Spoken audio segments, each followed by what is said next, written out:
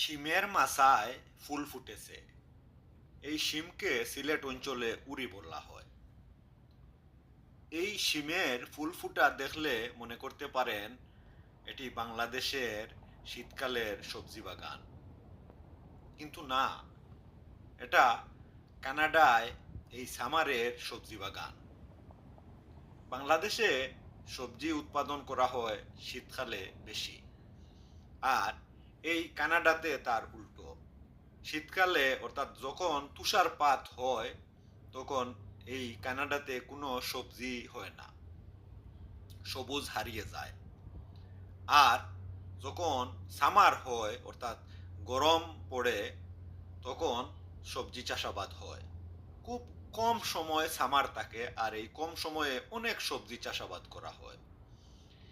এই সবজি বাগানে শিম ধরেছে দেখুন, এত ফুল ফুটেছে, সবগুলো ফুল থেকে শিম ধরবে। এক একটি লতা থেকে 4-5 কেজি পরিমাণ শিম পাওয়া যায়। এত বেশি ফলন দেয় এই কানাডাতে শিমেও। এই শিমগুলো খেতে খুব স্বাদ। তরতাজা শিম, নিজের বাগানের শিম পেড়ে খেতে এমনিতেই স্বাদ।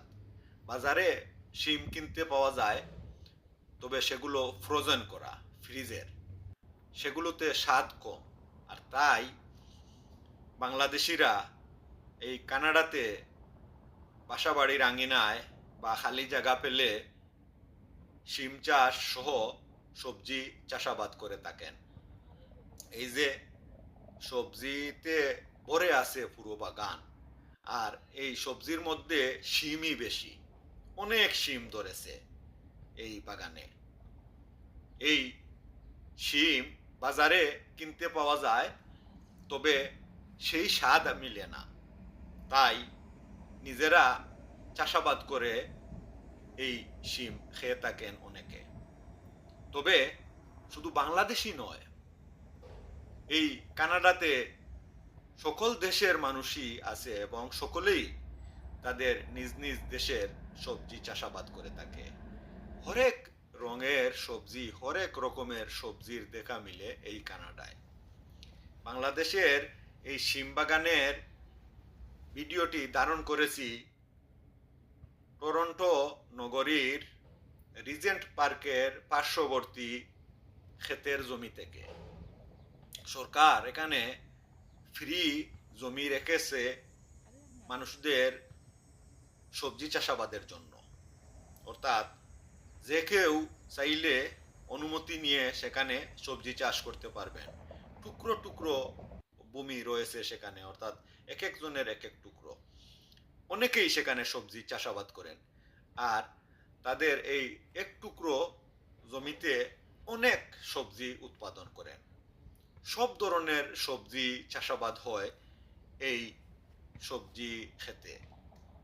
এই ক্ষেতের আয়তন বিরাট, আর এই বিরাট আয়তন জুড়ে অনেক মানুষের ছোট ছোট খণ্ড খণ্ড সবজি বাগান রয়েছে। কত ফুল ফুটে আছে এই সবজি বাগানে দেখুন, এবং অনেক শিম ধরে আছে, সিলেটে যাকে উরি বলা হয়। দেখুন এক একটা লতায় কত ফুল ফুটেছে। এই কানাডাতে প্রায় বৃষ্টি হয় এবং সেচের খুব প্রয়োজন পড়ে না, আর তাই এই সময়টায় খুব বেশি ফলন হয় এসব সবজির। দেখুন বাংলাদেশের সেই সবজি কত সুন্দরভাবে ধরে আছে এই কানাডায়। কানাডায় বাংলাদেশি যারাই আছেন প্রায় সকলেই কোনো না কোনোভাবে এই সবজি চাষাবাদ করে থাকেন। বাংলাদেশের সেই ঐতিহ্য রক্ষা করে চলেছেন কানাডায়। আর নিজের হাতের চাষ করা সবজি খেয়ে তৃপ্তি পান অনেকে। খুব মজার সবজি হয়, সতেজ